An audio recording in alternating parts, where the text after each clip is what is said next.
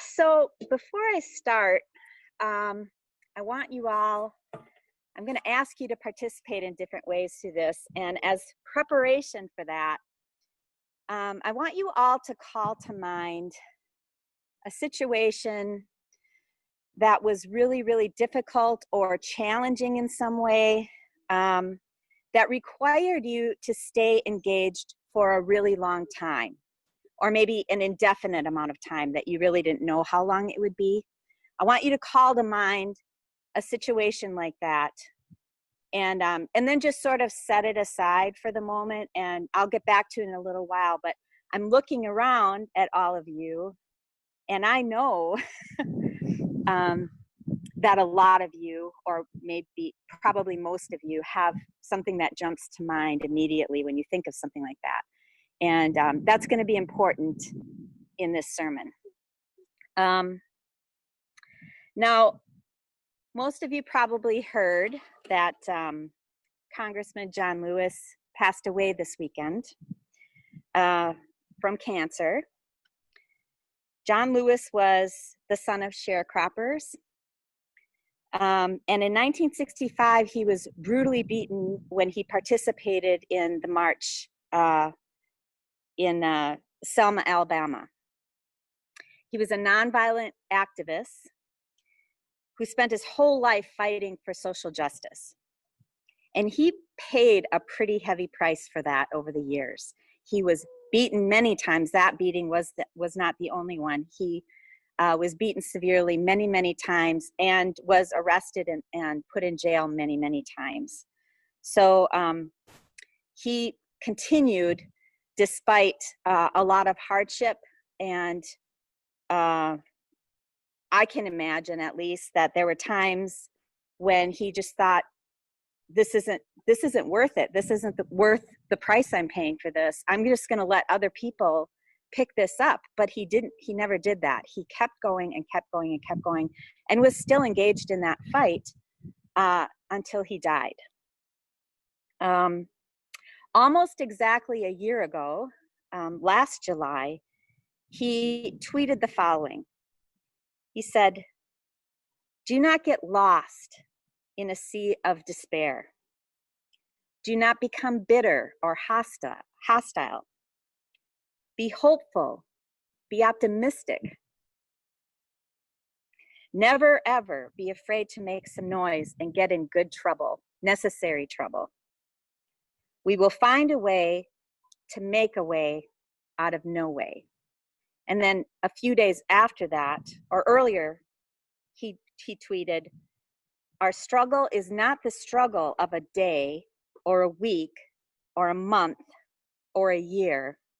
It is the struggle of a lifetime." So John Lewis knew something, a lot actually, about patience and persistence, and how to endure when things got really tough, how to keep going. Now, when I read these tweets, honestly, it kind of occurred to me that they bore a lot of similarities to elements of Paul's letters to the churches, to the early church. Paul wrote letters to the church for various reasons, but primarily they were to encourage the church, to correct them when it was needed, and to help them to keep going in the face of a lot of opposition and hardship and things that would tempt them to give up and not fight any longer. It was like Paul was sort of steering this big ship through stormy waters across a vast ocean. And Paul recognized that it would be really easy for the church to just lose heart and turn back from the work that God had given them to do. He knew that the task in front of them would require incredible energy and focus, and they would need help along the way to keep going. So today I want to talk about endurance. I want to ask the question, what does it take to stay engaged in important work when we're tired and discouraged and maybe even afraid? I want to talk about it a little selfishly because I feel like that's something that I need to think about really a lot. And I suspect that I'm not alone in that. I suspect that we all are asking those questions on a pretty frequent basis. Can you guys hear me in back? Okay, good. So in the first few verses of Hebrews chapter 12, Paul says this: "Therefore, since we are surrounded by so great a cloud of witnesses, let us also lay aside every weight and the sin that clings so closely, and let us run with perseverance the race that is set before us, looking to Jesus, the pioneer and perfecter of our faith, who for the sake of the joy that was set before him endured the cross, disregarding its shame, and has taken his seat at the right hand of the throne of God.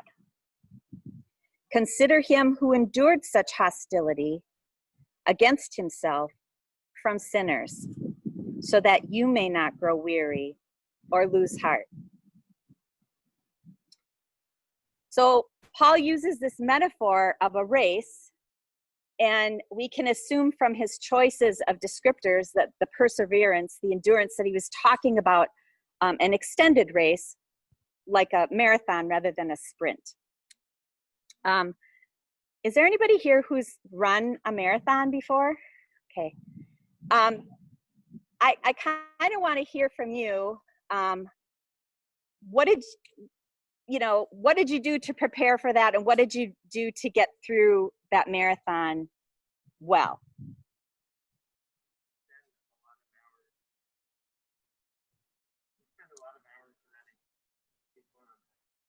Okay, spent a lot of hours running beforehand. Hundreds of hours. Mm-hmm. What else?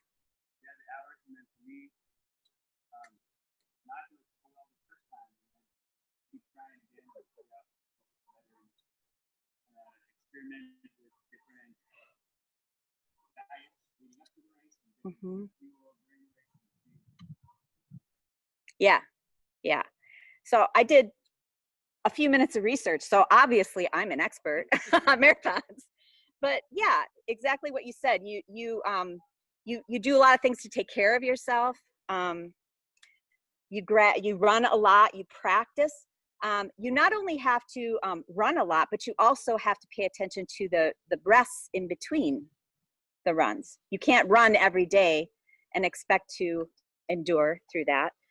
You have to have the right kind of shoes. You have to eat right, like Sequoia said. You have to pay attention to your sleep. And you also, I think, have to pay attention to psychological and emotional resiliency, right? Because the truth is, and we all know this, even if we're not marathon runners, we know it from other difficult situations, that your brain is going to be screaming at you. Your mind and your emotions are going to be screaming at you periodically. No, don't do it. Stop. This is not worth it. Do something else. And so you have to build that sort of psychological and emotional resiliency, or you're not going to be able to do this. And that's not just the preparation for the race, but running the race itself. And if you neglect any of those kinds of considerations, you're not going to make it to the finish line. And in fact, you're probably going to hurt yourself. And that happens a lot, where people don't do the right kinds of preparation. They don't pay attention to the things they should be paying attention to. And they end up really harmed by that. So if you think about the kinds of things that we are all facing today, not just us, but the entire world, they have a sort of marathon-like quality to them, right? They're not sprint-like things. They're not the kinds of things that lend themselves to, let's just work really hard and then it's done.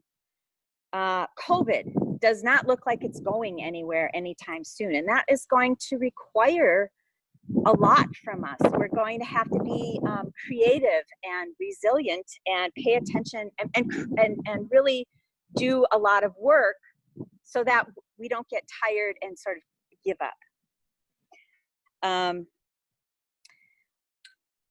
Systemic racism didn't start with the death of George Floyd. That has been going on for a really long time.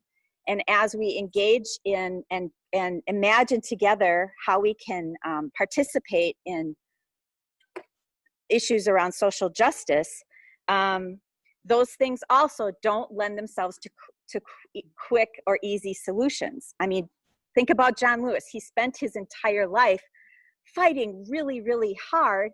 And at the moment he died, we were still engaged in something and noticing how systemic these issues still are today.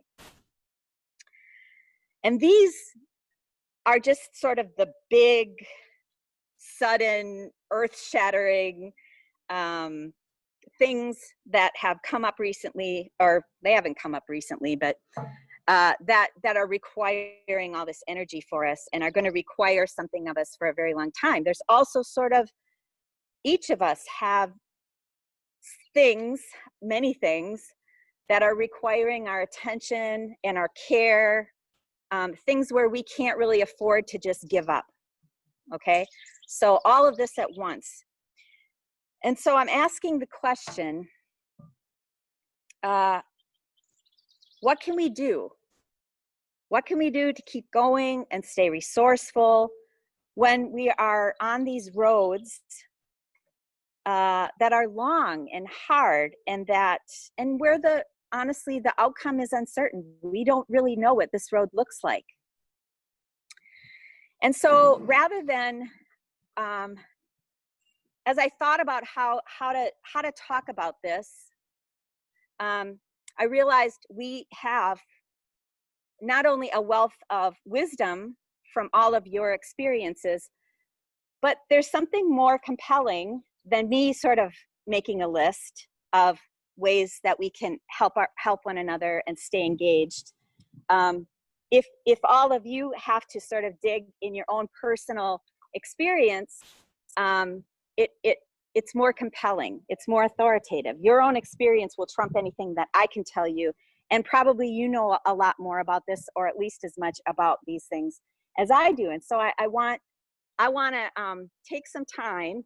I want you to recall again that situation that you thought about in the beginning, and ask yourself the question, what helped me? What helped me to stay resourceful? What helped me to keep going when I felt like giving up? What were the things? And you could ask it in an inverse way. You could also ask yourself the question, although that's not what I'm going to ask for feedback from you for. You could also ask the question of what wasn't helpful? What did I try, or what did people throw at me that actually made it harder? But I want us to focus more on the positive side of, like, what were the things that got me through that? What are the things that gave me energy and motivation and kept me going? And so if you guys don't mind, just sort of, I hope several of you are willing to do this, to just quickly say what the situation is that you called to mind, and just share one thing that was particularly helpful for you, that really gave you energy or helped you to get through it. Okay, so call to mind a situation that was really challenging or difficult. It might be something like, it could be something like raising a child, or writing researching and writing a thesis, or in the situation that I immediately thought of was caring for my nephew as he died. So a situation that was really difficult, that required you to keep going in the face of a long trial that sort of tempted you to give up periodically, or where you would lose energy.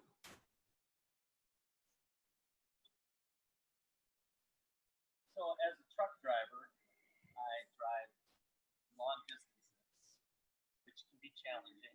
Mm-hmm. Boredom and getting tired sitting in the seat. So I always do just short-term goals, like, mm-hmm. It's only 45 minutes to Owatonna, and then it's only 45 minutes to the border. Yeah. And then I'll be taking a short break. So short-term goals.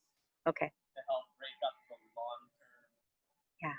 So Dave was talking about, he drives long distances for his work, and that can be really challenging. And what he does psychologically to help him to do that is set short-term goals. So I only have this much time to get to this destination, and then I only have this much time, and that makes it psychologically more bearable for him, to rather than saying, oh my gosh, I have this much of a trip ahead of me, I'm going to be driving for the next 12 hours or whatever.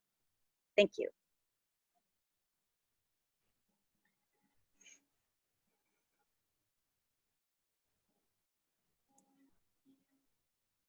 Sequoia. Mm.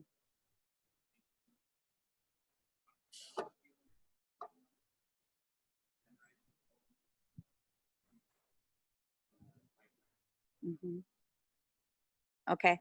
So Sequoia was sharing that as he was going through separation and divorce, some things that helped him were to be able to really talk about his feelings, and to read poems, or read, memorize poetry that would keep him motivated and keep him going.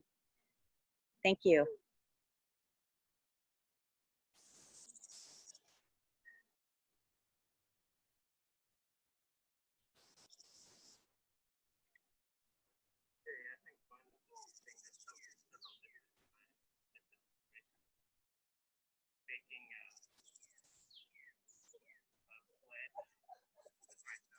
Mm.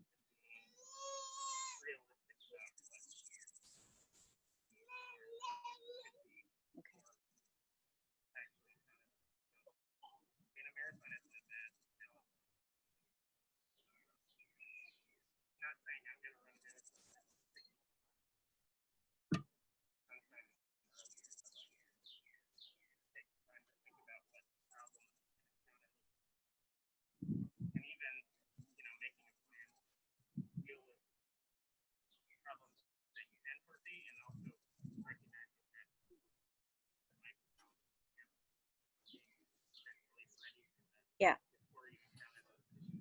Yeah. So Peter said he would sort of make a pledge to himself about what he was going to do, and similar to what Dave was saying, to not, the pledge wasn't, in the example of running a marathon, it's not the pledge isn't I'm going to run a marathon. It's the commitments along the way that are more doable, and also foreseeing obstacles, and being realistic about those, making plans for the obstacles that you can plan for, and then recognizing there's going to be unforeseen obstacles, and just sort of committing to dealing with those as they come up. Yeah, those are great. And for, like I said, for me, the situation that immediately came to mind for me was when I was caring for my nephew as he was dying. And that was a road that I had committed to, that I really didn't know what it would mean. I didn't know how long I would be engaged in that. I knew enough to know that it was going to be really challenging. And some of the things that really helped me when I was exhausted or discouraged, I think different kinds of prayer were really helpful for me during that time. Being able to be really honest with God, being able to be angry with God and express that to God, or to lament. Those were really helpful kinds of prayers. Listening prayer was really helpful for me. Just spending time where I didn't have to generate the right words. I could just be in God's presence and be available to him. So different kinds of spiritual practices were really helpful to me. Some of these are kind of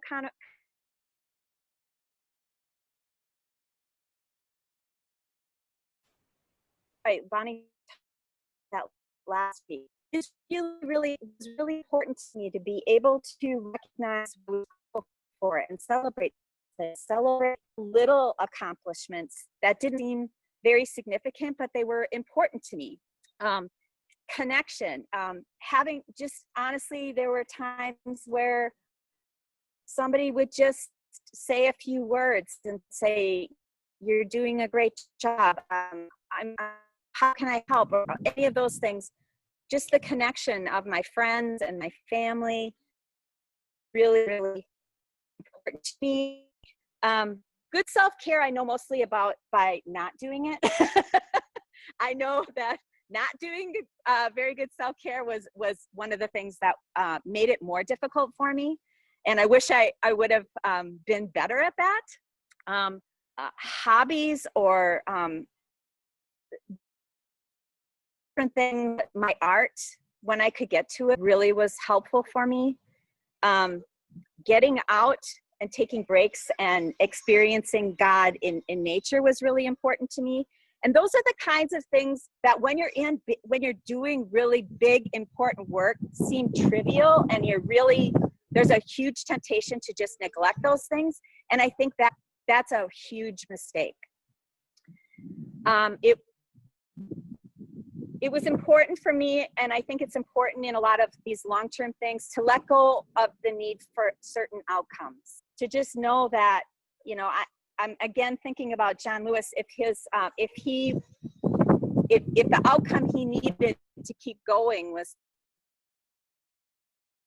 sort of these big things that were lasting, that made him feel like, I can imagine he would have given up along the way. So sort of tending to the need to be faithful versus the need for things to look a certain way.